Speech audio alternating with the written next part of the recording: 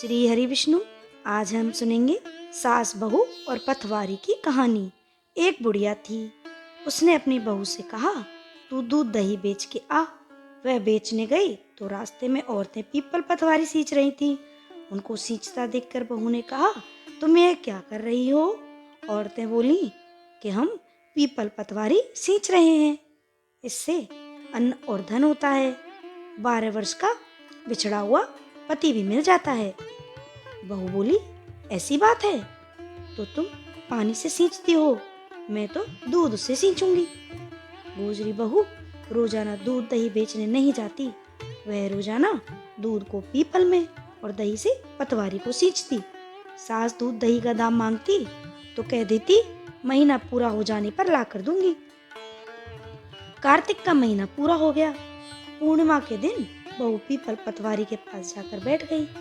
पतवारी ने पूछा, तुम मेरे पास आकर क्यों बैठ गई? बहू बोली, सास दूध दही का दाम मांगेगी। पीपल पतवारी बोली, मेरे पास क्या दाम रखा है? यह बड़ा डीना पान पतूरा, इसको ले जा। बहू ने वही ले जाकर कोठरी में रख दिया और डर के मारे कपड़ा ओढ़कर सो गई। सासू बोली, पैसे ले आई बहू? बहू बोली, कोठरी में रखे हैं। सासू ने कोठरी खोल के देखी तो देखा हीरा मोती जगमगा रहे हैं। सास बोली, बहू इतना धन कहाँ से लाई? बहू ने आकर देखा तो सच्ची में ही धन भरा हुआ है। बहू ने सास को सारी बात बता दी। सास ने कहा, अब की कार्तिक में मैं भी पतवारी सींचूंगी। कार्तिक आया, सास दूध दही तो बेच आती, हांडी धोकर पीपल पतवारी में चढ़ा देती। आकर बहू से कहती, मेरे से दाम मांग।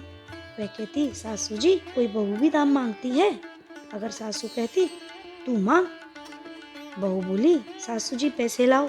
तो सास पीपल पतवारी के पास जाकर बैठ गई। पीपल पतवारी ने सास को पान पतूरा भरा डींडा दे दिया। उसने ले जाकर कोठरी में रख दिया। बहू ने खोलकर देखा तो उसमें कीड़े मकोड़े बुलबुला रहे हैं।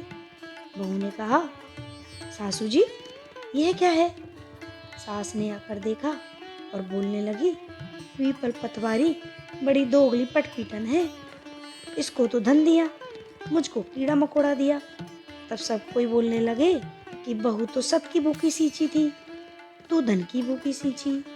तो हे पतवारी माता, जैसे बहू को दिया वैसे सबको देना, और जैसे सास को दिया वैसा किसी को ना देना। जय हो पतवारी मैया की।